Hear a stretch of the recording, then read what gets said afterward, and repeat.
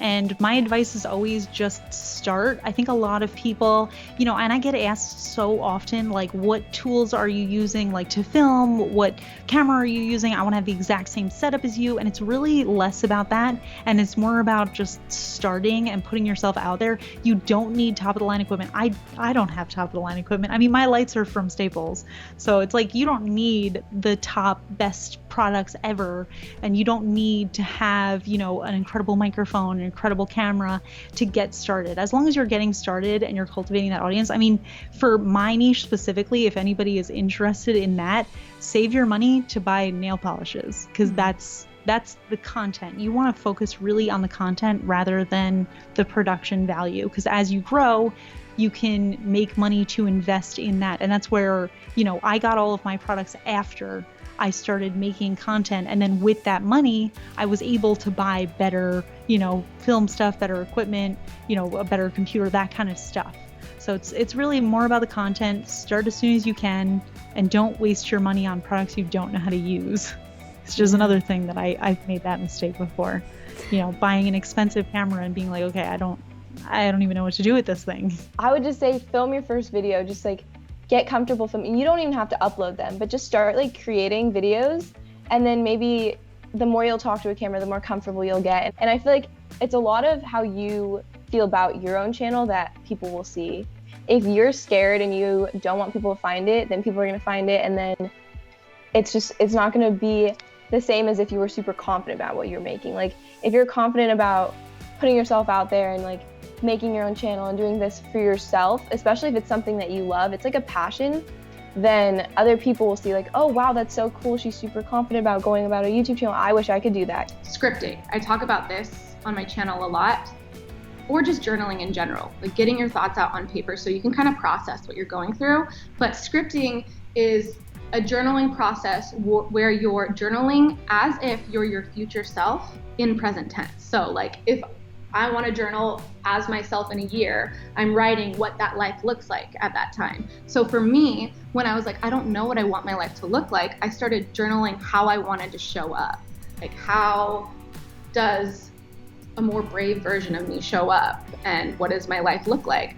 That back then looked like someone who expressed love and had amazing friendships, and just the emotions that I felt before I had clarity on what I wanted my life to look like. Number one piece of advice is, don't wait until you feel confident. Start now.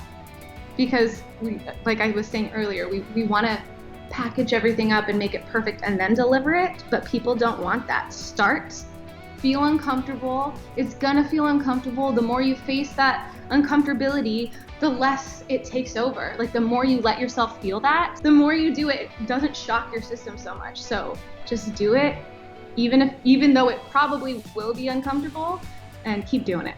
Would be consistency. I would always listen to your podcast and people would say that, and I would be like, oh, but that's like such a small thing, like throwaway, why would that be this huge thing? And even the fact that I get comments from people saying Monday, Tuesday, Wednesday are Cassie days, and Cassie days are my favorite, and it's the fact that people know, come rain or shine, I am going to be there on Monday, Wednesdays, and Fridays. And it almost becomes like a TV show. Mm-hmm. And people expect you to be there at that time, and you show up for it. And again, it's almost like I was talking about having a structure before.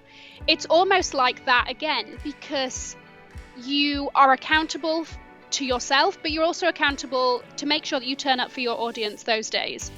And by doing that, again, I think builds trust within your community that you're going to be there and you're going to be churning out content and stuff like that. So it's more than just making sure you put videos out. I think it's a trust thing that comes along with it. Mm-hmm. My advice would be invest in good equipment. I remember hearing somewhere that if your sound is really good, it doesn't matter so much about the quality of visually, but sometimes if your sound is really good, people are more likely to continue listening, because if sound is really bad, people are less likely to listen. So that's one of the reasons I was really enthusiastic about my microphone. Cameras, I think some of the best ones are a bit overrated, but it doesn't always matter if you don't have the best equipment, but invest in it because eventually you will need it.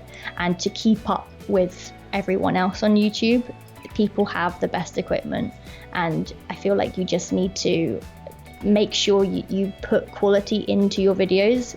By trying to keep your quality consistent, I feel like that is what helped me, at least in my own experience. I would say just keep going, keep learning. If you can hire yourself a coach, you should.